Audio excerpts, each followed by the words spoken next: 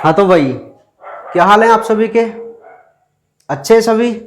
चलो, अच्छे ही होने चाहिए आप हैं।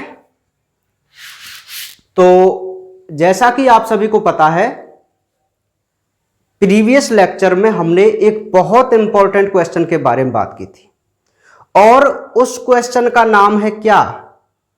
डेवलपमेंट ऑफ फीमेल गैमेटोफाइट, यानी कि मादा युग्मकोद्भिद का परिवर्धन या एम्ब्रियो सैक का डेवलपमेंट, यानी कि भ्रूण कोश का परिवर्धन। ये दोनों ही एक ही बात है, ठीक है। या तो आप उसे मादा युग्मकोद्भिद बोलिए या आप उसको भ्रूण कोश बोलिए।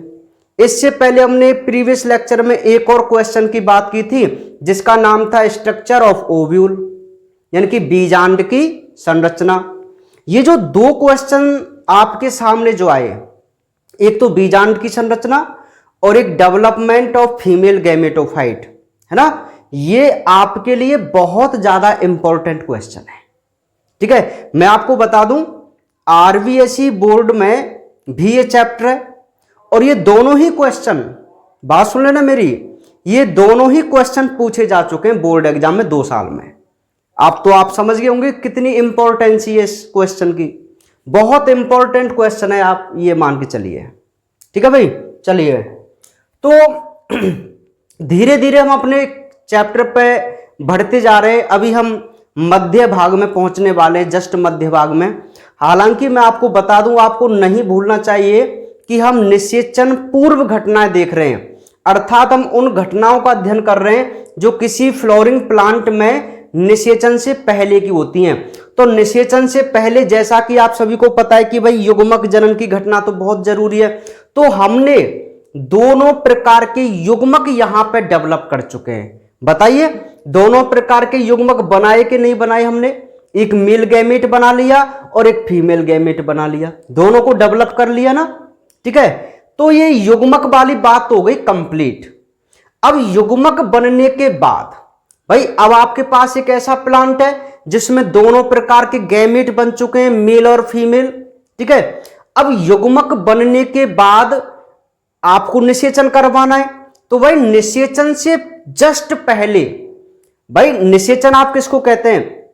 निषेचन आप उसको बोलते हैं ना जब नर और मादा युग्मक दोनों आपस में मिलें, आप उसी को तो निषेचन बोलते हैं। और आपने ये भी पढ़ा है कि भाई नर युग्मक जो परागकण होता है उसे पहले वर्तिकाग्र पर जाना होता है, उसके बाद वो परागनली बनाता है और परागनली बनाने के बाद वो निषेचन की क्रिया करता है। तो जाहिर सी क्या बात हुई, सिंपल सी क्या बात हुई कि भाई इससे पहले, किससे पहले? निषेचन से पहले एक घटना का होना बहुत आवश्यक है और उसी घटना का नाम है पॉलिनेशन, यानी कि परागण। क्या नाम है? पॉलिनेशन या परागण, ठीक है। तो आज का जो हमारा टॉपिक है वो परागण रहेगा, पॉलिनेशन रहेगा, और हम बिल्कुल जुड़े रहना। एक एक पॉइंट को हम यहां पे क्लियर करेंगे और देखेंगे बहुत ही इंटरेस्टिंग तरीके से विद डायग्रामेटिकली, डायग्राम के अकॉर्डिंग, कि किस प्रकार प्लांटों में पॉलिनेशन की क्रिया होती है, परागण की क्रिया होती है, ठीक है। तो देखिए भाई, सबसे पहले मैं इसकी छोटी सी डेफिनेशन लिख देता हूं, छोटी सी डेफिनेशन परागण की। क्या है परागण? पराग कणों का पराग कोश से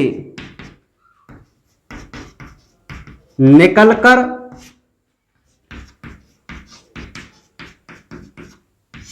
वर्तिकाग्र पर पहुंचना। वर्तिकाग्र पर पहुंचना ही क्या कहलाता है भाई? पॉलिनेशन या परागण कहलाता है। क्या कहलाता है? पॉलिनेशन या परागण, ठीक है। तो ये बहुत सिंपल सी डेफिनेशन आपके सामने, किसकी? परागण की, ठीक है भाई। चलिए तो सुन लेते हैं क्या है परागण। एक बहुत सिंपल सा फिनोमेना है परागण का, एक बहुत सिंपल सी प्रोसेस होती है, लेकिन प्लांटों के लिए बहुत इंपॉर्टेंट है, ठीक है। देखना, मेरी बात को जरा ध्यान सुनना। आपके पास मान लीजिए ये कोई प्लांट है, ठीक है भाई, और इस प्लांट पर ये कोई फ्लावर लगा हुआ है, ये फ्लावर है। मैं पूरी घटना यहाँ पे समझाऊंगा, दोनों प्रकार वगैरह इसके यहाँ पे एक डायग्राम के अकॉर्डिंग मैं इसको एक्सप्लेन करूंगा, ठीक है। फिर इसकी थ्योरी बात करेंगे। सुनना, ये आपके पास एक प्लांट दिख रहा है आपको, पूरे परागण को मैं यहीं से एक्सप्लेन कर रहा हूं, अभी थोड़ा डायग्राम के अकॉर्डिंग इसको समझेंगे, ठीक है। ये आपके पास एक प्लांट है और एक प्लांट ये रहा, ठीक है भाई। थोड़ा इसको बड़ा हम बना लेते हैं और एक यहाँ पे भी फ्लावर बना देता हूँ और एक यहाँ पर फ्लावर बना देता हूँ, ठीक है भाई। आपको ये दो प्लांट दिखाई दे रहे हैं, प्लांट ए और प्लांट बी, क्लियर। अच्छा, अभी मैं ये प्लांट है और ये आपके पास फ्लावर है, मैंने दो दो फ्लावर इनमें बनाए, पूरी चीज को आप एक्सप्लेन करूंगा, आप केवल फोकस कीजिए। यहां पर अब आप समझ पाए होंगे ये कौन सी संरचना है, ठीक है। समझ गए आप ये कौन सी संरचना है, ठीक है भाई। ये जो आपको इस प्लांट में फ्लावर दिखाई दे रहे हैं, इस प्लांट में आपको जो ये फ्लावर दिखाई दे रहे हैं, क्या वो दोनों फ्लावर ओवेलिंगी नहीं है क्या, बाइसेक्सुअल। अच्छा, कुछ बच्चे भी नहीं जानते तो मैं आपको बता देता हूं, प्लांट लिंग के आधार पर दो प्रकार के होते हैं, एक लिंगी और एक उभयलिंगी। अब लिंग इनके क्या हैं, इनके लिंग होते हैं पुंकेसर, जिसको आप पुमंग भी कह सकते हैं, है ना, पुमंग और जायंग ऐसे मान लीजिए, या आप पुंकेसर बोलिए या स्त्री केसर बोलिए, ठीक है, ऐसे बोल के चलिए। पुंकेसर इनका नर पार्ट होता है, स्त्री केसर प्लांट का मादा पार्ट होता है। तो यदि किसी प्लांट के फ्लावर में केवल एक ही लिंग वाले पुष्प हों, जैसे मैं यहां इसको अंतर करने के लिए कंपैरिजन इनका करूं, तो देखिए आप, ये दो फ्लावर हैं और इन दोनों फ्लावर में मैंने केवल स्त्री केसर वाला पार्ट बनाया है, स्त्री केसर वाला, और इन फ्लावर में देखिए स्त्री केसर भी है और पुंकेसर भी है। तो देखिए ये जो प्लांट है ये लिंग के आधार पर कैसा है, एक लिंगी। कैसा है भाई, एक लिंगी। जबकि ये कैसा है, उभयलिंगी। क्यों है उभयलिंगी, क्योंकि इस प्लांट के एक ही फ्लावर में दोनों प्रकार के लिंग उपस्थित हैं, तो आप इसको उभयलिंगी बोलेंगे और आप इसको क्या बोलेंगे, एक लिंगी पौधा। अब मेरी बात सुनिए, यदि मैं कोई तीसरा प्लांट भी यहां पे बना दूं, तीसरा प्लांट मान लीजिए ये वाला तीसरा प्लांट है कोई, ये इसमें दो फ्लावर लगे हुए हैं,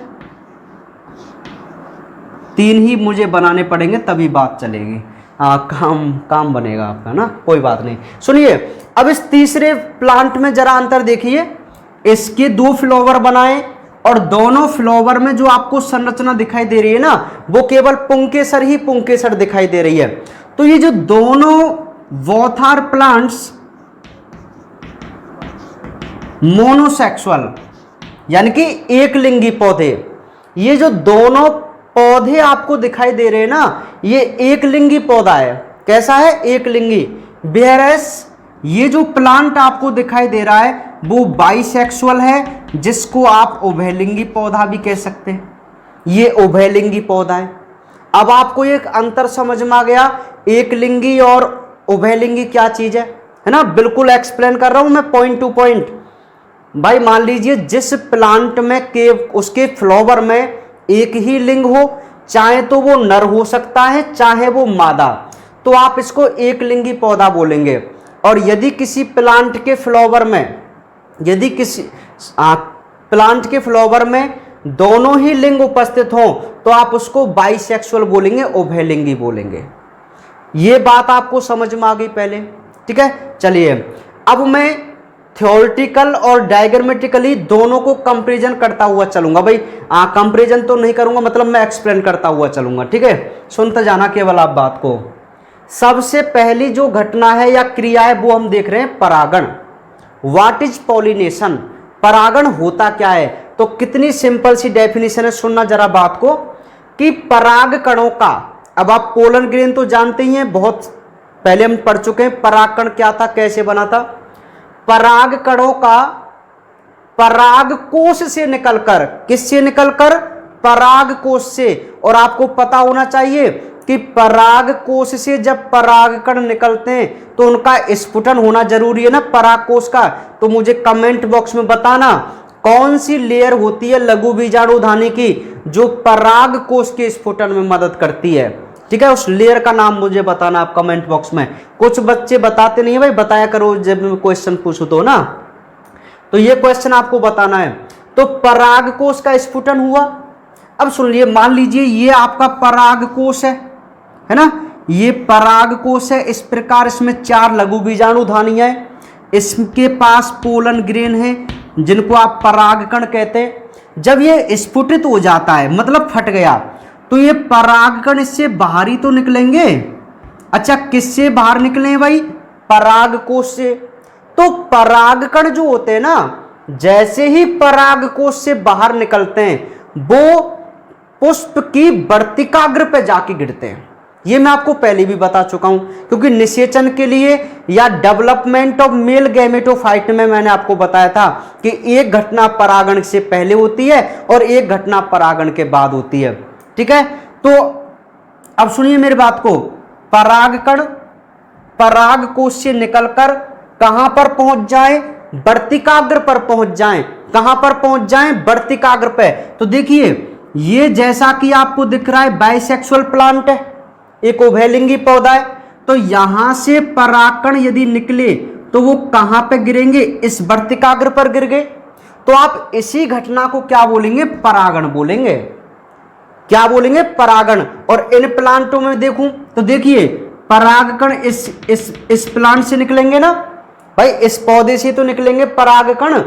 तो परागकण यदि यहां से निकले और उड़ते हुए किसी भी माध्यम से यदि ये पुष्प की वर्तिकाग्र पर पहुंच गए, देखो यहां पर ये पुष्प है, क्योंकि ये मादा पुष्प है, ये इसकी वर्तिकाग्र है। तो परागकण यहां से निकले और कहां पर जाके गिर गए, पुष्प की वर्तिकाग्र पे। तो आप इसी घटना को क्या बोलते हैं, पॉलिनेशन बोलते हैं, परागण बोलते हैं।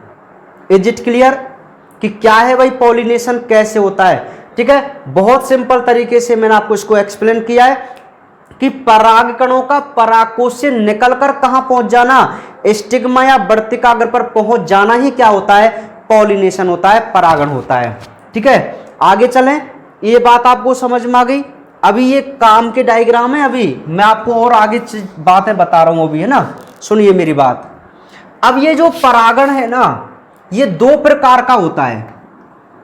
परागण कितने प्रकार का होता है, 2 प्रकार का। 2 इसके जो प्रकार हैं, पहला है स्वपरागण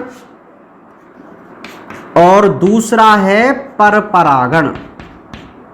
पहला तो है स्वपरागण और दूसरा है परपरागण। ठीक है, अब दोनों की बात करूंगा, टेंशन मत लीजिए आप। पहले मैं आपको समझाऊंगा स्वपरागण। तो स्वपरागण भी 2 प्रकार का होता है। एक होता है स्वयुग्मन और एक होता है सजात पुष्पी। सजात पुष्पी, स्वयुग्मन को बोलते हैं ओटोगैमी और सजात पुष्पी को बोलते हैं गैटेनोगैमी। क्या बोलते हैं, गैटेनोगैमी। किसको, सजात पुष्पी को। फिलहाल आप यहीं पे अपनी नजरें गड़ाई रखिए, किस पे, सेल्फ पॉलिनेशन। स्वपरागण को इंग्लिश में बोलते हैं सेल्फ पॉलिनेशन। सेल्फ पॉलिनेशन बोलते हैं भाई स्वपरागण को। अब मेरी बात को पहले ध्यान सुनिए, मेरी बात को सुनिए। परागण क्या है कि परागकण यदि परागकोश से निकलकर वर्तिकाग्र पर पहुंच जाए तो यही घटना परागण है। इतनी बात हमें समझ में आ गई। अब हम देख रहे हैं भाई ये प्लांटों में परागण कितने प्रकार का होता है। तो आपको पता होना चाहिए सबसे पहले कि प्लांटों में परागण 2 प्रकार का होता है। एक तो सेल्फ पॉलिनेशन और एक क्रॉस पॉलिनेशन, यानी कि एक तो स्वपरागण और एक परपरागण। तो सबसे पहले जिसको मैं एक्सप्लेन करूंगा वो कौन सा है भाई, स्वयं परागण है। कौन सा है? स्वयं परागण। स्वयं परागण को आप इंग्लिश में कहते हैं सेल्फ पॉलिनेशन। तो स्वयं परागण के भी दो प्रकार हैं। स्वयं परागण को भी अगेन दो भागों में बांटा गया है। एक स्वयं युग्मन जिसको आप ऑटोगैमी बोलते हैं, एक सजात पुष्पी परागण जिसको आप गैटेनोगैमी बोलते हैं। क्या बोलते हैं? गैटेनोगैमी। ये बात आपको समझ में आ गई? ठीक है। अब सुनना, ये कितने सिंपल हैं दोनों, इस डायग्राम के अकॉर्डिंग आपको ज्यादा अच्छे समझ में आएंगे। थ्योरी आपके सामने लिखी हुई है नोट्सों में, नोट जरूर खोल के बैठा करो भाई, ठीक है, ताकि आपका एक एक पॉइंट, एक एक लाइन क्लियर हो जाए। अब मैं थ्योरी पढ़ रहा हूं, सुनना मेरी बात को। यदि आपसे कोई डायरेक्ट स्वयं परागण की परिभाषा पूछे कि व्हाट इज सेल्फ पॉलिनेशन, आपसे टाइप नहीं पूछे और आपसे डायरेक्ट पूछे कि भाई स्वयं परागण क्या है। अच्छा मेरे प्यारे बच्चों, एक बात बताइए, परागण की परिभाषा नहीं जानते क्या आप परागण नहीं जानते? व्हाट इज पॉलिनेशन, परागण क्या है? अरे सिंपल है यार, परागण यदि परागकोश से निकल गए और वर्तिकाग्र पर यदि पहुंच गए तो वही घटना परागण है। अब वो कह रहा है भाई ये स्वयं परागण क्या है। अब स्वयं माने यार अपना, स्वयं माने क्या? अपना।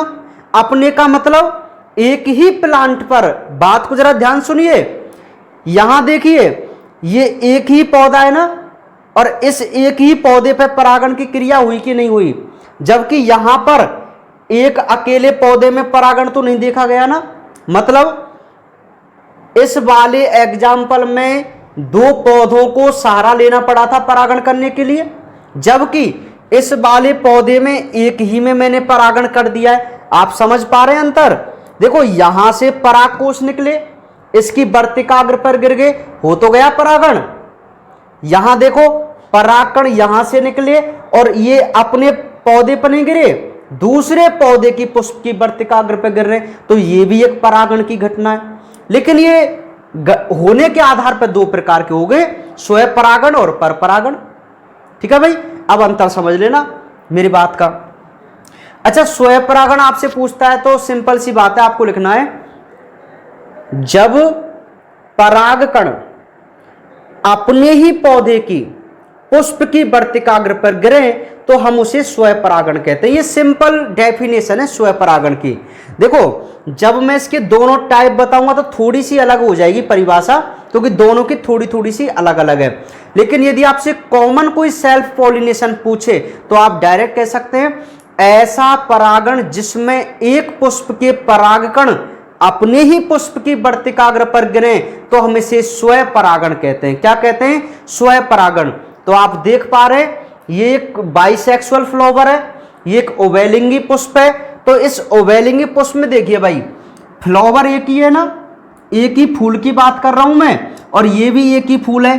तो भाई जब एक बात बताओ यार आप कि यदि किसी फूल में दोनों लिंग एक साथ उपस्थित हैं तो बताइए उसी पुष्प के परागकण निकलकर अपनी ही पुष्प की वर्तिकाग्र पर गिरेंगे कि नहीं गिरेंगे? बताओ, चांसेज है ना गिरने के। और हम क्या कह रहे हैं कि यदि परागकण अपने ही पुष्प की वर्तिकाग्र पर गिर जाएं तो हम उसे स्वयं परागण कहते हैं। आप देखिए ये एक ही फ्लावर है, तो यहां परागकोश है, ये वर्तिकाग्र या स्त्री केसर है, तो यहां से परागकण निकलेंगे और वो यहां पर गिर जाएंगे। अब वैसे मैं आपको बता दूं ये जो परागकण है ना ये थोड़े ऊपर होते हैं, मतलब परागकोश थोड़े ऊपर होते हैं और वर्तिकाग्र होती है थोड़ी नीचे नीचे होती है, तब इनमें स्वयं परागण होता है। अब ऊपर से ये ऐसे गिरेंगे कि नहीं गिरेंगे बताइए।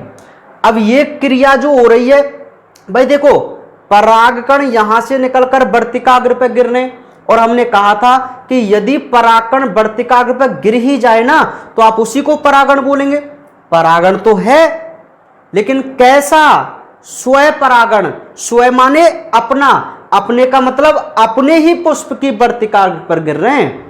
नोट किया मेरा यह पॉइंट? स्वयं परागण इसको क्यों कहते हैं? क्योंकि इसमें परागकण अपने ही पुष्प की वर्तिकाग्र पर गिर रहे हैं, इसलिए आप इसको क्या बोलते हैं? इसलिए आप इसको स्वयं परागण बोलते हैं। क्या बोलते हैं भाई? स्वयं परागण। तो बताइए क्या दिक्कत है आपको इस पॉइंट में? मुझे तो नहीं लगता आपको इसमें कोई दिक्कत होगी। ठीक है, एक मैंने कॉमन परिभाषा बताई है स्वयं परागण की। स्वयं परागण क्या है भाई? परागण का प्रकार है। स्वयं माने अपना यार, और परागण की डेफिनेशन आप जानते ही हैं, तो सिंपल सी बात हो गई, जब परागण की क्रिया अपने ही मतलब एक ही पौधे के बीच में हो तो हम उसे स्वयं परागण बोल के चलते हैं। अब ये तो एक कॉमन डेफिनेशन है, लेकिन यदि मैं इसके टाइप की बात करूं उसमें थोड़ा सा चेंजमेंट आ जाता है, और देखना कितना सिंपल है, ध्यान सुनना। स्वयं परागण दो प्रकार का है, एक तो है स्वयुग्मन और एक है सजात पुष्पी। देखिए स्वयुग्मन माने अपने आप, अपना ही मतलब। तो मेरे प्यारे बच्चों, जो मैंने आपको स्वयं परागण की डेफिनेशन बताई थी ना, वो डेफिनेशन वास्तविक रूप में किसकी है? ऑटोगेमी की है या स्वयुग्मन की है। ठीक है, अब अंतर मैं आपको बता रहा हूं। मैं आपके सामने एक और प्लांट यहां पे बना देना चाहता हूं, है ना, एक और प्लांट मैं आपके सामने यहां बना देना चाहता हूं, जिससे आपको और भी ये बातें पूरी तरीके से क्लियर हो जाएगी। मैं नहीं चाहता कि आपका कोई भी छोटा सा छोटा कंसेप्ट आपका वीक रहे, बायोलॉजी में तो खासकर। ठीक है, ये दो फ्लावर बनाए मैंने भाई, केवल दो फ्लावर बना दिए भैया। ये आप समझ पा रहे हैं? ये आप समझ पा रहे हैं? कौन सा प्लांट है ये कौन सा प्लांट है? मुझे पता है, नहीं बता पाएंगे बच्चे, मुझे ही बताना। अरे बता तो देंगे, मुझे पता है यार। ये उभयलिंगाश्रयी प्लांट है, मोनोसियस प्लांट जिसको बोलते हैं। अरे उभयलिंगाश्रयी प्लांट है। क्यों है उभयलिंगाश्रयी? आप देखिए, मैंने कहा था जब एक ही प्लांट पर ऐसे पुष्प हों जिनमें दोनों प्रकार के लिंग हो, मतलब एक ही पुष्प में दो लिंग नहीं होंगे तो एक लिंगी फ्लावर। देखिए ये फ्लावर एक लिंगी है ना, केवल इसमें पुंकेसर है। ये फ्लावर एक लिंगी है ना, क्योंकि इसमें स्त्री केसर है। लेकिन एक ही प्लांट पर आप इनमें जरा अंतर करना। देखो ये दो प्लांट देखिए और ये देखिए और ये देखिए, चारों प्लांटों में आप अंतर कीजिए। पहले आप इसका स्क्रीनशॉट लीजिए, एक बार स्क्रीनशॉट लीजिए पहले इसका, फिर मैं आपको बताऊंगा। ऐसे ले लिया होगा? अरे मुझे मत ले लेना यार, अब ले लियो। ठीक है, चलिए कोई बात नहीं। हाँ भाई, तो अब सुनना मेरी बात को। अब इन एग्जाम्पल से हम एक एक चीज को क्लियर करने जा रहे हैं। अंतर मैं आपको बता रहा हूं। ये ऐसा प्लांट है जिसके फूल उभयलिंगी है, ये दोनों ऐसे प्लांट हैं जिसके फूल एक लिंगी हैं। ठीक है, लेकिन ये जो विशिष्ट पौधा जो मैंने बनाया ना, ये सबसे लास्ट में जो विशिष्ट पौधा मैंने बनाया, ये मोनोसियस प्लांट है, ये उभयलिंगाश्रयी प्लांट है। और उभयलिंगाश्रयी मैंने कहा था ऐसा पौधा जिसके पुष्प तो हो एक लिंगी, लेकिन दोनों प्रकार के पुष्प हों। आप ये नर वाला देख सकते हैं, ये मादा वाला देख सकते हैं, लेकिन इसमें देखो, इसमें जितने भी फूल है ना, वे सब की सब मादा पार्ट वाले, इसमें जितने भी फूल हैं वो सब नर पार्ट वाले होंगे। ऐसे प्लांट हैं ये। अब जैसे मैं एग्जांपल बता दूं, मान लीजिए ये सरसों का प्लांट है। किसका? सरसों का। तो सरसों के में सभी फूल ऐसे होते हैं। ठीक है, इनको आप मान लीजिए ये पपीता के प्लांट हैं। पपाया, पपाया मीन्स पपीता, पहले पढ़ते थे हम छोटी क्लासों में ना, पपाया मीन्स पपीता। ठीक है भाई, हाँ। अरे याद किया करो इनको भी। गुआवा माने अमरूद होता है, बनाना माने केला होता है, पाइनएप्पल माने क्या होता है बताना मुझे, अनानास होता है। ठीक है, डेट माने खजूर है ना, ऐसे याद किया करो यार, याद रहने चाहिए। प्लम माने बेर होता है। ठीक है, चलिए। तो ये जो ये प्लांट आपको दिख रहे हैं, ये पपीता के पौधे हैं। तो मैं आपको बता दूं, जैसे कुछ बच्चों को अभी नहीं पता है, कई बार हम क्या करते हैं, एक ही पौधा बो देते हैं पपीता का, और पपीता का पौधा बड़ा हो जाता है और सोचते हैं यार इसमें फ्रूट क्यों नहीं आ रहे, फल क्यों नहीं आ रहे। उसका रीजन बताऊंगा मैं अभी आपको ना। ये पपीता का है, और ये जो पौधा है भैया, ये मोस्ट वन जो आजकल इसका सीजन चल रहा है, खीरा का, खीरा का। ठीक है, ये उसका प्लांट है भाई। चलिए अब बात करते हैं स्वयुग्मन। तो स्वयुग्मन और सजात पुष्पी को 1 मिनट में आप समझ जाना। अब आप टाइम मत लगाना, बिल्कुल सुनिए भाई। What is autogamy? स्वयुग्मन क्या है? जब एक पुष्प के परागकण, जब एक पुष्प के परागकण अपने ही पुष्प की वर्तिकाग्र पर गिरे, एक ही पुष्प के बीच क्रिया होनी चाहिए, एक ही फ्लावर के बीच क्रिया होनी चाहिए परागण की, तो आप इसको स्वयुग्मन बोलते हैं। आप इसको क्या बोलते हैं? स्वयुग्मन बोलते हैं। It is autogamy. ये स्वयुग्मन का एग्जाम्पल है ना। किसका एग्जाम्पल है? स्वयुग्मन का। क्या बोलते हैं स्वयंगुमन को? कैसे कैसे बोलेंगे? जब एक पुष्प के परागकण अपने ही पुष्प की वर्तिकाग्र पर गिरे तो हम इस घटना को स्वयंगुमन कहते हैं, और यही घटना आपको स्वयंपरागण के नाम से भी जाननी है। ठीक है, अब आइए सजात पुष्पी, ध्यान सुनना मेरी बात को। सजात ऐसा लग रहा है जैसे समान जाति मतलब, लेकिन प्लांट नहीं, कौन? फ्लावर, पुष्प। अब अंत बहुत छोटा सा है, देखिए जब एक पुष्प के परागकण, मैं इसकी थ्योरी पढ़ रहा हूं, जब एक पुष्प के परागकण, मान लीजिए कोई फ्लावर है, इसको मान लीजिए ये फ्लावर है, परागकण इसके अंदर होंगे, है ना, ये इसके अंदर होंगे परागकण। तो देखिए जब एक पुष्प के परागकण अपने ही पौधे के, मेरा जो शब्द सुन रहे हैं आप, अपना ही पौधा, देखो पहले में मैंने कहा था अपने ही पुष्प, और अब मैं कह रहा हूं अपने ही पौधे, दोनों में अंतर आ गया, है ना। यहां पे प्लांट एक था स्वयंगुमन में, सजात पुष्पी में भी प्लांट एक होगा, एक ही प्लांट भाग लेगा, लेकिन इसमें केवल एक ही फ्लावर भाग ले रहा है और इसमें दो फ्लावर भाग ले रहे हैं। बहुत अच्छी तरीके से आपको मैं कंपैरिजन करूंगा इनमें, ठीक है, बिल्कुल आपका कोई भी कंसेप्ट वीक नहीं रहेगा, लेकिन वीडियो को पूरी देखा करें, शांति प्रिय माइंड से देखा करें, ठीक है, और हर एक कंसेप्ट को समझने की कोशिश किया करें। अब सुनो, तो स्वयंगुमन तो हमने देख लिया, अब सजात पुष्प की डेफिनेशन मैं आपको बता रहा हूं, फिर इसको एक्सप्लेन करूंगा। एक पुष्प के परागकण, मान लीजिए ये फ्लावर है, इसके परागकण है, अपने ही पौधे के, पौधा एक ही होना चाहिए, दूसरे पुष्प की, अरे मेरे प्यारे बच्चों, इसके परागकण इसी फ्लावर पे गिर सकते हैं क्या यार?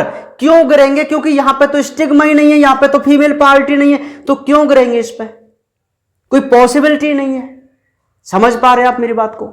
लेकिन ये क्या कह रहा है कि इसी पौधे पर मादा पार्ट भी है। आप देखिए फ्लावर में तो मादा पार्ट नहीं है, लेकिन इस पौधे पे तो है, इस पौधे पे तो है भाई। और पौधे पे तो कौन से पुष्प है यार? दूसरे पुष्प है, दूसरा पुष्प है, स्वयं में नहीं है। तो सिंपल है, एक पुष्प के परागकण जब अपने ही पौधे के दूसरे पुष्प की किस पे गिरे? वर्तिकाग्र पर। यहां से परागकण आए, ये दूसरा पुष्प है, और उसकी वर्तिकाग्र पर जब गिरते हैं ना, तो आप इस कंडीशन को गैटेनोगैमी या सजात पुष्पी परागण के नाम से जानते हैं। क्या अंतर है इसमें बताइए आप मुझे, आप बताइए मुझे यार, क्या दिक्कत है इसमें? ये मोनोसियस प्लांट है, ये उभयलिंगाश्रयी प्लांट है, और उभयलिंगाश्रयी प्लांटों में सजात पुष्पी परागण की क्रिया देखने को मिलती है। और ये दोनों ही एग्जाम्पल किसके हैं भाई? स्वयंपरागण के। किसके हैं? स्वयंपरागण के। तो देखिए स्वयंपरागण में कॉमन चीज क्या है कि स्वयंपरागण में एक ही पौधा भाग लेता है, एक ही पौधे में होता है। अंतर क्या है? स्वयंयुग्मन में तो फ्लावर भी एक ही है, फ्लावर भी एक है और प्लांट भी एक है, लेकिन सजात पुष्पी में प्लांट तो एक है लेकिन फ्लावर दो हैं। बस यही अंतर इसमें इनमें करता है, यही अंतर होता है इसमें स्वयंयुग्मन और सजात पुष्पी में। आज परिभाषा आप देख लेना, देखो परिभाषा आप रट लेंगे, मैं नहीं कह रहा कि आप नहीं रटेंगे, उसको याद कर लेंगे, लेकिन ये जो कंसेप्ट है ना इनका, ये आप जीवन भर नहीं भूलेंगे। ठीक है, तो ये होता है स्वयंयुग्मन और सजात पुष्पी परागण में अंतर। समझ में आ गई मेरी बात आपको? ठीक है, अब यहीं पर मैं बात कर लेता हूं पर परागण की। नहीं, बिल्कुल भी घबराइए मत, अभी मैं पर परागण को वैसे नहीं बता रहा हूं, आपके सामने यहाँ डायग्राम बने हुए हैं, तो मैं सिर्फ डेफिनेशन बता रहा हूं ताकि आपको क्लियर समझ में आ जाएगा, है ना। सुनो, आपको यहां तो कोई दिक्कत नहीं है ना? याद रखना, स्वयंयुग्मन में एक ही फूल के मध्य, सजात पुष्पी में प्लांट तो एक होगा लेकिन उसी पर दो फूल होंगे, और ये उभयलिंगाश्रयी प्लांटों में देखने को मिलता है। खीरा, ककड़ी वगैरह ये इसके एग्जाम्पल है, मैं पहले भी इसका जिक्र कर चुका हूं। ठीक है, हाँ, जिक्र करे तो तेरा याद है क्या वो गाना? नहीं है? चलो, अरे गाने वाने भी सुना करो यार, ये लाइफ में थोड़ा बहुत एंजॉय भी किया करो, ऐसे गुमसुम पड़े रहते हैं। ठीक है, हाँ, चलिए तो बात करते हैं भाई, ये स्वयंयुग्मन सजात पुष्पी हो गया। अब अब बात करते हैं पर परागण की, बहुत छोटा सा है, अब आपको तुरंत समझ में आ जाएगा। पर माने क्या है भैया? पर माने पराया, यानी कि दूसरा। और परागण की डेफिनेशन तो वही है, परागण तो फिक्स रहेगा कि परागकणों को यदि तुम वर्तिकाग्र पर डाल देंगे ना तो वही परागण है। अब परागण की क्रिया यार यदि एक ही प्लांट के मध्य हो रही है तो डेफिनेट स्वयं परागण है, और यदि परागण की क्रिया दो अलग अलग प्लांटों के मध्य हो रही है तो डेफिनेट पर परागण। यार मुझे नहीं लगता आपको इसमें कोई डाउट होगा। कितना सिंपल तो अब आपको कंसेप्ट है इसका। आइए बात करते हैं। ये जो आपको पपीता के प्लांट दिख रहे हैं, पपाया जिसको बोलते हैं, ये पपीता का प्लांट लालाओ एक लिंगी होता है। कैसा होता है? एक लिंगी। और एक लिंगी का मतलब समझते हैं? मतलब एक पौधा ऐसा जिसमें एक लिंग वाले पुष्प में, चाहे तो वो नर वाले हो सकते हैं चाहे वो मादा वाले हो सकते हैं। अब अंतर समझना, यदि मैं इसी प्लांट पर एक मादा फूल और बना देता तो ये एक लिंगी ना होकर कैसा होता? फिर ये मोनोसियस होता, उभयलिंगाश्रयी होता। समझ पा रहे हैं आप? तीनों प्रकार के प्लांट बनाए मैंने इसलिए आपको।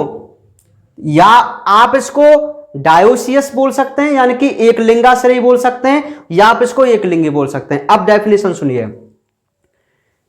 जब एक पुष्प के परागकण, एक पुष्प जरूर चलता है यहां पर, एक पुष्प के परागकण अपनी ही जाति के, जाति शब्द पता है कैसे? जैसे नीम के परागकण है तो नीम का दूसरा पौधा कौन सा होना चाहिए? नीम का ही। पपीता का है तो दूसरा पौधा पपीता। तो जाति समान है ना, जाति समान है। यहां दो प्लांट भाग लेंगे, एक में कभी भी पर परागण नहीं होता, एक प्लांट में कभी भी पर परागण नहीं होता। पर परागण में हमेशा ही दो प्लांट भाग लेते हैं। ठीक है भाई, चलिए तो डेफिनेशन क्या बनती है? एक पुष्प के परागकण, मान लीजिए ये पुष्प है, इसके परागकण है अपनी ही जाति के, तो इसकी जाति देखिए पपीता का, तो इसकी दूसरी जाति का पपीता के पौधा होगा। अपनी ही जाति के दूसरे पौधे, अब ये दूसरा पौधा है कि नहीं? देखो परागकण तो यहां से आ रहे हैं, ये मेल पार्ट वाला है, तो दूसरे पौधे की पुष्प की वर्तिकाग्र पर गिरें तो हम उस घटना को पर परागण कहते हैं। आप देख पा रहे हैं कि यहां से परागकण निकले तो संगत जाति का ये पपीता का पौधा था, दूसरा पौधा है, तो यदि इसकी वर्तिकाग्र पर ये गिर जाएंगे तो आप इस घटना को पर परागण बोलेंगे, क्रॉस पॉलिनेशन बोलेंगे। क्या बोलेंगे? Cross pollination. तो ये अंतर होता है भाई सेल्फ पॉलिनेशन और क्रॉस पॉलिनेशन में। अब आपको समझ में आ गई तीनों घटना। भाई मोस्टली तीन घटनाएं, स्वयं परागण तो ये दो रूपों में बदल गया और एक रूप ये हो गया, तो मोस्टली तो तीन रूप हो गए ना, स्वयुग्मन, सजात पुष्पी और परपरागण। अब एक बार कंपैरिजन कर लेते हैं। देखिए स्वयुग्मन में परागण की क्रिया एक ही फ्लावर के मध्य होती है, सजात पुष्पी में दो फ्लावर के मध्य तो होती है लेकिन प्लांट एक होता है, परपरागण में दो प्लांट और दो फ्लावर। यार ये छोटा सा अंतर है, और कितना इजी करूं मैं आपके लिए, है ना? इतना इजी बहुत है। ठीक है भाई, तो कर लेंगे आप इसको, कोई दिक्कत नहीं है। चलिए एक बार अब आप इसका स्क्रीनशॉट ले लेना भाई, उसको आप डिलीट कर देना, कोई बात नहीं है ना, ये अब ज्यादा अच्छा रहेगा आपको। ये क्या है? ये कंसेप्ट है, आगे आगे आपको काम आता रहेगा। ठीक है, बहुत बच्चे कंफ्यूज हो जाते हैं सर ये पॉलिनेशन वगैरह क्या है। स्क्रीनशॉट ले लीजिए फटाफट, ठीक है, कोई दिक्कत नहीं है। चलिए तो मुझे लगता है शायद आपको ये समझ में आ गया होगा ना यार, नहीं आया क्या? आ गया होगा ना, चलिए कोई बात नहीं। तो ये इसका कंसेप्ट है भाई, आपको ये डायग्राम उद्देश्य यही था कि आप इसकी डेफिनेशन वगैरह समझ जाएं। यहां से जो क्वेश्चन आते हैं वो एक डेफिनेशन से ही आपसे पूछा जा सकता है। ठीक है, तो अभी आपने क्या समझा कि भाई ये जो परागण होता है ये एक तो दो प्रकार का होता है, एक इसकी डेफिनेशन थी, परिभाषा आपको याद रखनी है परागण की। उसके बाद आपको याद रखना है क्या?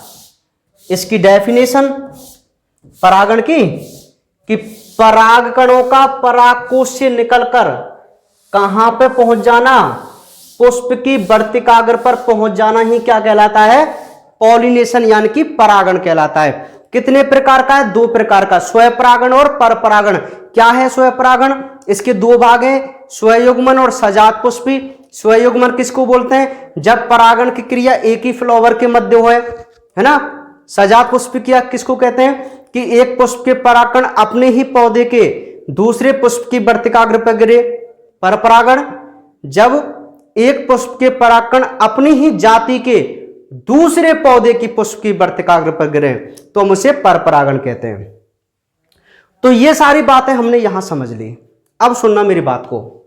अब जो ये टॉपिक है, और वो टॉपिक है भाई स्वपरागण की अनुकूलताएं। स्वपरागण की अनुकूलताएं, ध्यान सुनना मेरी बात को। ये जो टॉपिक है ये क्यों है भाई? एक बहुत सिंपल है वैसे, है ना। आप यहां से एक क्वेश्चन बनेगा जो मैं आपको इंपॉर्टेंट बताऊंगा। वो आपसे ये पूछना चाह रहा है कि भाई ये प्लांटों में जो स्वपरागण होता है ये कौन कौन सी कंडीशन में हो सकता है, अर्थात कौन सी कंडीशन में किसी प्लांट में स्वपरागण हो सकता है या संभव है। अनुकूलताएं देख रहे हैं कि कौन कौन सी कंडीशन में हो जाएगा। तो मैं आपको डायरेक्ट बता दूं कि निम्न अनुकूलताएं किसी फ्लावर में होनी चाहिए। सॉरी यार, ये स्टार्टिंग में गलत लग गया।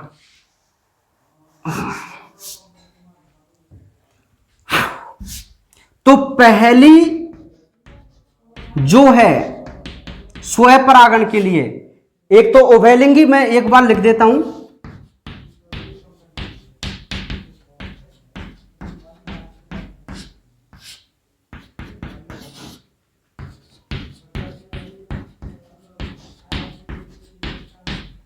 अनुन्मिलिता, जिसको आप क्लेस्टोगेमी, इसका इंग्लिश नाम लिख दिया है मैंने,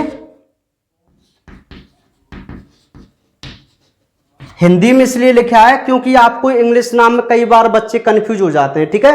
तो ये क्लेस्टोगोमी से ही यदि आएगा तो हिंदी में लिखाएगा क्लेस्टोगोमी, ठीक है। तो CLEISTOGAMY इसका होता है ना, क्लेस्टोगेमी, है ना। होमोगेमी, सॉरी होमोगेमी तो मैं बोल ही रहा हूं। समकाल पक्वता को आप बोलते हैं होमोगेमी, और इसको तो आप बोलते हैं बाइसेक्सुअली, है ना। मैं जो इंपॉर्टेंट वर्ड होता है ना इंग्लिश, उस पर मैं ज्यादा ध्यान देता हूं, तो मैं ज्यादा ध्यान केवल इस अनुन्मिलिता पे दे रहा हूं जिसको आप क्लेस्टोगोमी बोल रहे हैं। बहुत इंपॉर्टेंट है। अभी सुन लीजिए क्या चीज है, मैं क्या करा रहा हूं। वो आपसे ये पूछ रहा है कि लालाओ इन प्लांटों में स्वपरागण होता है? आप बोल रहे हैं सर बिल्कुल होता है। तो वो आपसे ये पूछना चाह रहा है, अच्छा आप ऐसे बताइए कि कौन कौन सी ऐसी अनुकूलताएं किसी पौधे के पास होनी चाहिए जिनमें वो आसानी से स्वपरागण ही करे, है ना। वो आपसे अनुकूलता पूछ रहा है तो आप उसको आंसर कर रहे हैं। देखो सर, यदि आप हमसे स्वपरागण की बात करवाना चाह रहे हैं ना, तो सबसे पहले तो ये प्रायोरिटी होनी चाहिए कि हमारे पास एक उभयलिंगी पौधा हो। आप यार खुद बताइए, एक लिंगी पौधे में आप कभी स्वपरागण की घटना करा सकते हैं क्या? एक लिंगी पौधे में नहीं, जो मोनोसियस को मत बीच में ना आप, वो उभयलिंगाश्रयी है। हालांकि मैं आपको बता दूं कि कुछ वैज्ञानिकों ने उसे परपरागण की कैटेगरी का माना है ना, परपरागण की, लेकिन हम उसे पढ़ते स्वपरागण में ही है। सुनिए भाई, वो ये कह रहा है कि यदि किन्हीं प्लांटों में स्वपरागण होना है तो उनमें बताइए उभयलिंगी पुष्प का होना जरूरी है कि नहीं। यदि यार फ्लावर उभयलिंगी ही नहीं हुआ तो कभी उसमें सेल्फ पॉलिनेशन हो सकता है क्या? आप बताइए। तो ये उभयलिंगी पुष्प का होना स्वपरागण के लिए अनुकूलता ही तो है। आप अनुकूलता जानते हैं? अनुकूलता अडैप्शंस, अनुकूलता का मतलब होता है कि जिस वातावरण में वो आराम से सरवाइव कर सके। जैसे हमारी भी अनुकूलताएं होती हैं, हर जीव के लिए अनुकूलताएं होती हैं जिससे वो अपने उस वातावरण में आराम से सरवाइव कर सकता है ना। जैसे अनुकूलता का मतलब आपको याद हो तो एक थर्मस एक्वेटिकस नाम का जीवाणु है, थर्मस एक्वेटिकस नाम का जीवाणु, जो 70 डिग्री से 100 डिग्री सेल्सियस तक के गर्म झरनों में रह सकता है। भाई उसके पास अनुकूलताएं तभी तो रह पा रहा है, वो हम थोड़ी रह पाएंगे वहां पे, ठीक है। वो चीज अनुकूलताएं होती है मतलब। तो देखिए यदि फ्लावर ओवेलिंगी है, किसी प्लांट के पास फूल ओवेलिंगी है। यार ये फूल शब्द ना मुझे थोड़ा अच्छा नहीं लगता और मेरे शब्द से निकल जाता है फूल फूल, है ना। फूल माने यार मूर्ख भी होता है, समझ पा रहे हैं आप। हाँ, अप्रैल फूल, अप्रैल फूल बोलते हैं क्या, 1 अप्रैल बोलते हैं उसको। हाँ, तो ओवेलिंगी, ओवेलिंगी देखिए किसी भी फ्लावर का ओवेलिंगी होना जरूरी है ना भाई, तभी तो उसमें स्वयं परागण होगा। तो अनुकूलता एक हो गई ओवेलिंगी। अब दूसरी सुनिए, समकाल पक्वता। मैंने कई बार बताया ना आपको, हेडिंग्स बता देती हैं। सम माने समान, काल माने समय, पक्वता माने परिपक्व होना। तो देखिए भाई होमोगेमी क्या होती है कि फ्लावर ओवेलिंगी तो होना ही चाहिए यदि आप स्वयं परागण करा रहे हैं। ये तो सबसे पहली प्रायोरिटी है भाई, समझ पा रहे हैं आप। ये सबसे पहला अडेप्शन होता है किसी भी प्लांट के लिए कि उसके पास बाइसेक्सुअल फ्लावर हो। अब दूसरी बात ये करते हैं कि यार ये समकाल पक्वता क्या चीज है। ध्यान सुनिए, सुनो, एक ओवेलिंगी पुष्प के 2 पार्ट होते हैं, एक पुंकेसर और स्त्री केसर। यदि दोनों भाग एक साथ मैच्योर होते हैं, अच्छा परिपक्व का मतलब जानते हैं? परिपक्व का मतलब है जब उसमें एक साथ नर और मादा युग्मक बन जाए, उसको हम परिपक्व अवस्था बोलते हैं। तो मान लीजिए किसी फ्लावर में, ये फ्लावर है, समझ गए होंगे अब तो, है ना। ये फ्लावर है भाई, तो इस ये ओवेलिंगी फ्लावर है, तो इसमें परागकण पहले परिपक्व हो गए, किससे? वर्तिकाग्र से पहले। तो ये परागकण क्या है, ये गिरेंगे तो है इस पे, लेकिन जब यार वर्तिकाग्र ही परिपक्व नहीं है तो ये तो कुछ समय के लिए यहां पे सरवाइव करेगा और ये नष्ट हो जाएगा, तो निषेचन नहीं होगा, समझ रहे हैं। तो जरूरी क्या होता है स्वयं परागण में कि दोनों ही ये एक साथ परिपक्व होने चाहिए। मतलब परिपक्व होने का मतलब है निषेचन की क्रिया करने के लिए इनमें सारी घटनाएं एक साथ होनी चाहिए। यदि ये दोनों एक साथ पक जाएंगे तो निषेचन की क्रिया हो जाएगी, तो हम इस घटना को बोलेंगे समकाल पक्वता। अब मेरी बात को जरा ध्यान सुनिए, क्योंकि जब मैं पर परागण पढ़ाऊंगा तो उसमें एक पॉइंट और मिलेगा। यदि ये एक साथ परिपक्व नहीं हुए तो भाई परागकण तो मान लीजिए बाहर निकल गए, तो फिर इसमें स्वयं परागण होगा क्या? नहीं, फिर इसमें क्या होगा? पर परागण। ये कैसे होगा मैं अगली क्लास में आपको बताऊंगा, जब मैं पर परागण की अनुकूलता बताऊंगा आपको, ठीक है। तो फिलहाल हम स्वयं परागण की अनुकूलता देख रहे हैं। तो स्वयं परागण की अनुकूलता में एक क्या था कि भाई आपके पास ओवेलिंगी पुष्प का होना जरूरी है। दूसरी बात, समकाल पक्वता होनी चाहिए, अर्थात फूल ओवेलिंगी हो, लेकिन अब जरूरी नहीं है कि ओवेलिंगी पुष्प में स्वयं परागण ही हो। क्यों? क्योंकि यदि समकाल पक्वता नहीं हुई तो इसमें पर परागण होगा। तो समकाल पक्वता का होना एक अनुकूलता है कि नहीं, बताइए स्वयं परागण के लिए। अब समकाल पक्वता का मतलब समझ गए, स्त्री केसर और पुंकेसर दोनों एक साथ परिपक्व होने चाहिए एक फ्लावर के अंदर। अब बात करते हैं अनुन्मील्यता की, क्लेस्टोगेमी। मैं कितना बोलूं भाई, ट्रिपल वीएम, ट्रिपल वीएम आपने सुना है कहीं भी? ट्रिपल वीएम नहीं सुना होगा, अब सुन रहे हैं आप। वेरी वेरी वेरी मोस्ट अनुन्मील्यता, क्लेस्टोगेमी। मैंने इनको मोस्ट बताया क्या? मैंने इनको बताया मोस्ट? नहीं। क्यों नहीं बताया? कभी नहीं पूछे जाएंगे, कभी भी आपसे बोर्ड एग्जाम में नहीं पूछे जाते कि ओवेलिंगी और समकाल पक्वता क्या है। आपसे बोर्ड एग्जाम में यूनिक क्वेश्चन पूछे जाते हैं और यूनिक क्वेश्चन का हमें पता होता है कि कौन सा यूनिक क्वेश्चन है। तो बहुत बार यह क्वेश्चन पूछा गया है, व्हाट इज क्लेस्टोगेमी, अनुन्मील्यता क्या है, अनुन्मील्यता क्या है। तो बहुत अच्छी तरीके से को समझिए भाई कि व्हाट इज क्लेस्टोगेमी, अनुन्मील्यता क्या है। ट्रिपल बीएम लगा लिया होगा, बिल्कुल ट्रिपल बीएम लगा लेना इसको, ठीक है। अब सुनना मेरी बात को, क्या है क्लेस्टोगेमी? पुष्प हमेशा बंद रहते हैं। अब सुनना, मैं थोड़ा शॉर्ट में चल रहा हूं, आपके पास थ्योरी आप देख लेना, एक्सप्लेन डायग्राम के अकॉर्डिंग करूंगा। कुछ पौधे ऐसे होते हैं जिनके पुष्प हमेशा बंद रहते हैं, कभी खिलते ही नहीं हैं। हम उन पुष्पों को अनूनमील पुष्प कहते हैं और इस क्रिया को हम अनूनमील्यता कहते हैं। क्या दिक्कत है बताइए? क्या बोला? अनूनमील्यता। आपको मैं बता दूं, मील्यता का मतलब आप समझो खिलना, और अनून मतलब ऐसा लग रहा है जैसे मना कर रहा हो, है ना। अनूनमील्यता मतलब कभी नहीं खिलते, कभी नहीं खिलते। फ्लावर तो खिला हुआ ही अच्छा लगता है भैया, खिला हुआ अच्छा लगता है, लेकिन आपकी प्रकृति में ऐसे भी प्लांट हैं जिनमें फूल होते हैं लेकिन वो कभी खिलते नहीं हैं, उनमें कभी पंखुड़ियां नहीं निकलती, हमेशा बंद रहते हैं। तो आप बताइए, देखिए अब मैं यहां पे एक डायग्राम बना दूं, इसको मैं मिटा दूं और इसके पास हम एक बहुत सुंदर सा डायग्राम यहां पे बना लेते हैं। चलिए यार, ये पत्ती बनाने की मुझे बहुत ज्यादा आदत है, ठीक है, इतने से आपका काम चल जाएगा। यहां पे बनाते हैं पत्तियां, ठीक है भाई। ये भैया फ्लावर, ये भैया फ्लावर, ये भी फ्लावर है, ठीक है। तो ध्यान सुनिए मेरी बात को, ये जो प्लांट है इसके मैं 3 नाम आपको बता रहा हूं, नहीं इसी प्लांट के 3 नाम नहीं है, आपको 3 नाम याद रखने हैं इसके ना।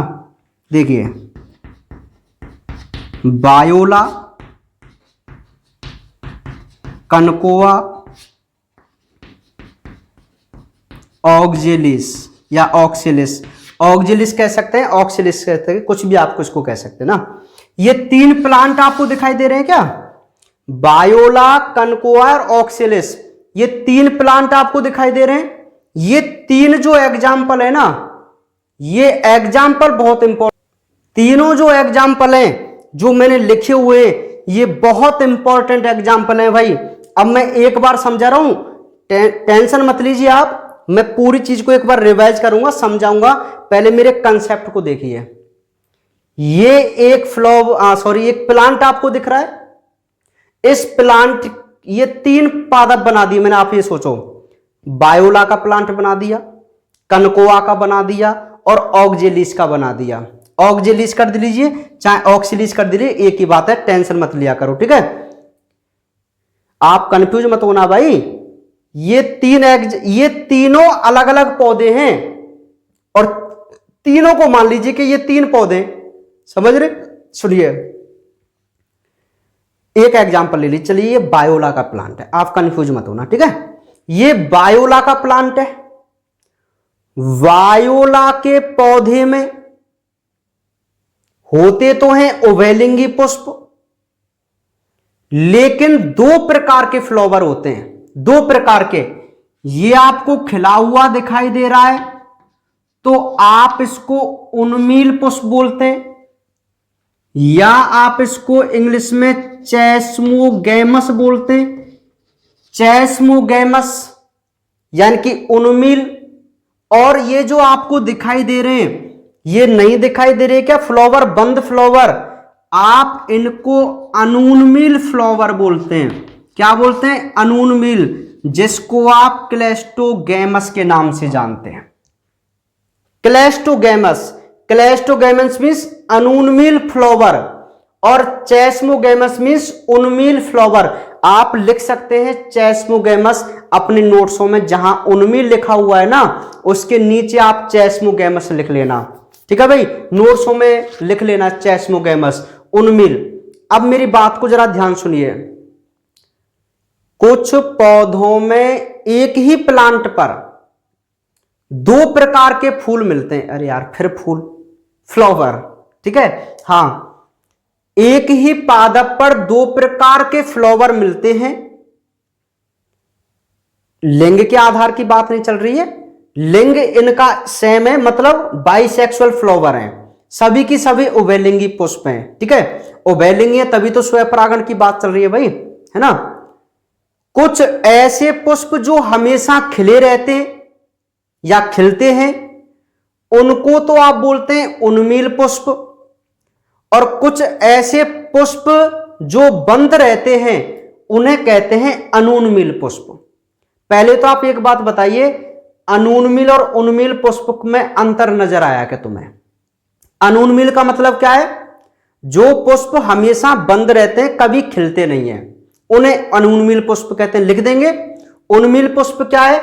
जो पुष्प खिलते हैं उन्हें उन्मील पुष्प कहते हैं। पहले तो आप इस चीज को कंप्लीट कीजिए कि अनुन्मील और उन्मील का मतलब क्या है। अनुन्मील मीन्स बंद पुष्प, उन्मील मीन्स खिले हुए पुष्प, यहां कोई अंतर नहीं है। अब सुनिए मेरी बात।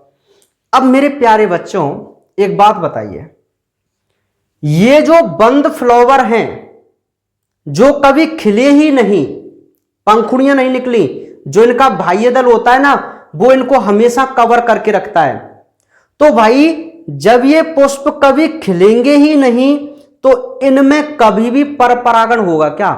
परपरागण देखो, परपरागण किसी भी पौधे में हो सकता है, चाहे उसके फ्लावर उभयलिंगी हो उनमें भी। क्यों? क्योंकि वातावरण में घूमते रहते हैं ना, परागकण वातावरण में घूमते रहते हैं ना, तो दूसरे पौधे के परागकण इस पर नहीं गिर सकते क्या? श्योर गिर सकते हैं।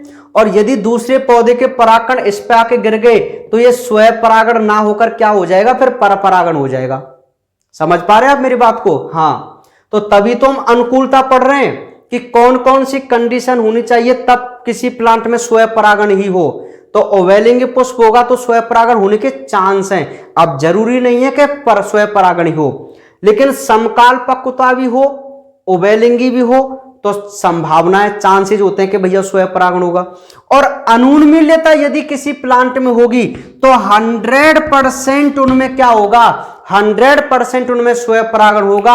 -% भी इसमें कभी भी परपरागण की घटना नहीं हो सकती। कब? जब अनुन्मील्यता हो किसी भी पौधे में। आप बताइए। तो 100% स्वयं परागण, 100% स्वयं परागण की जो गारंटी है ना वो इन प्लांटों के पास है केवल, और सभी में परपरागण हो सकता है, लेकिन इसके कुछ फ्लावर में नहीं हो सकता कभी भी। आप बताइए हो सकता है क्या? क्योंकि इसके फूल कभी खिलते ही नहीं, और नहीं खिलेंगे तो भाई परपरागण का कोई मतलब ही नहीं है। और उभयलिंगी पुष्प वैसे तो उभयलिंगी है तो भाई अपने आप इसमें हो जाएगा ना स्वयं परागण। तो स्वयं परागण की अनुकूलता में आ रहा है ना अनुन्मीलता। मतलब यदि किसी प्लांट के फ्लावर बंद हैं तो उनमें 100% क्या होगा भैया? स्वयं परागण होगा। और हम क्या पढ़ रहे हैं? हम स्वयं परागण की अनुकूलता ही पढ़ रहे हैं। तो आपको ये मेरी बात समझ में आ गई? ठीक है, बहुत सिंपल सी बात है।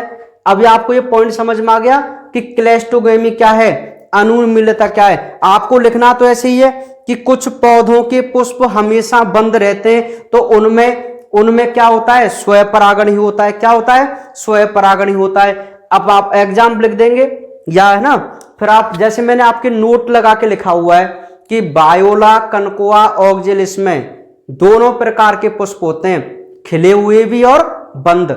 जो खिले हुए पुष्प रहते हैं उनको तो कहते हैं उन्मील पुष्प, और जो बंद पुष्प रहते हैं उनको कहते हैं अनुन्मील पुष्प। ये एक ही पौधे पर दोनों प्रकार के हैं। ठीक है, मतलब सभी की सभी फूल बंद नहीं रहते, कुछ खिले हुए रहते हैं और कुछ बंद रहते हैं। तो जो बंद हैं उनको आप अनुन्मील बोलेंगे, जो खिले हैं उनको आप उन्मील बोलेंगे। इनको चैस्मोगैमस, इनको क्लेस्टोगैमस। ये आपको कंसेप्ट समझ में आ गया कि अनुन्मीलता का मतलब क्या है। अब सुनो जो क्वेश्चन यहां से पूछा जाता है। क्वेश्चन पूछा जाता है कि उन्मील एवं अनुन्मील, क्वेश्चन सुन लेना, उन्मील एवं अनुन्मील परागणी पुष्प में एक अंतर बताओ। ये 1 नंबर का क्वेश्चन एनसीईआरटी बोर्ड एग्जाम में काफी बार पूछा जा चुका है, क्योंकि मैंने पहले आपको बताया था कि इस चैप्टर से 1 नंबर का और एक क्वेश्चन 3 नंबर का पॉसिबिलिटी यही ज्यादा होती है। ठीक है, 1 नंबर का और 3 नंबर का बहुत बार ये क्वेश्चन पूछा जा चुका है भाई। ठीक है, अब सुनिए क्वेश्चन क्या था? उन्मील एवं अनुन्मील परागणी पुष्प में अंतर। अब क्या अंतर है? उन्मील पुष्प जो हमेशा बंद रहते हैं, और उन्मील पुष्प जो खिले रहते हैं, अनुन्मील पुष्प बंद रहते हैं, यही एक अंतर। इतना ही लिखना यार, 1 नंबर का ही तो क्वेश्चन है। तो आपको जो क्वेश्चन आएगा ना वो उन्मिल और अनुन्मिल से आएगा। तो ये होता है पढ़ाई का मजा। समझ रहे हैं आप? पढ़ाने का उद्देश्य क्या है? पढ़ाने का बेस्ट उद्देश्य यह है कि आपको क्वेश्चन के बारे में पता चले कि आखिर बोर्ड एग्जाम में हमें क्या पढ़ना है, हमें बोर्ड एग्जाम में क्या पढ़ना है। और नीट के लिए भी इंपॉर्टेंट है यार। नीट का कोई सिलेबस बड़ा नहीं होता, मैं आपसे कितनी बार कहूं, नहीं होता। बिल्कुल आपसे यही क्वेश्चन पूछे जाते हैं जो मैं आपको डेली कराता हूं। आप देख लेना यार, कितने भी नीट एग्जाम्स, कितने भी देख लेना, ठीक है। इन्हीं में से क्वेश्चन बनते रहते हैं। और कहां से बनेंगे? कोई अलग से थोड़ी है, यहीं से क्वेश्चन बनते रहते हैं। ज्यादा डीपली नहीं होता। हाँ, टॉपिक हम डीपली वहां कर सकते हैं, लेकिन जो क्वेश्चन पुटअप होता है ना वो इन्हीं छोटे छोटे पॉइंटों से होता है। समझ पा रहे हैं आप मेरी बात को? हाँ, तो ये 3 एग्जाम्पल आपको याद रखने हैं। उन्मिल और अनुन्मिल में अंतर आपको करना है, क्वेश्चन यही आपसे पूछा जाता है। तो ये है स्वयं परागण की अनुकूलता। इनसे आपको कोई मतलब नहीं, आप धीरे से याद कर लेना कि भैया ओवेलिंग फूल होना चाहिए, अरे यार फिर फूल फ्लावर होना चाहिए, समकाल पक्वता होनी चाहिए। अब समकाल पक्वता का मतलब समझ गए?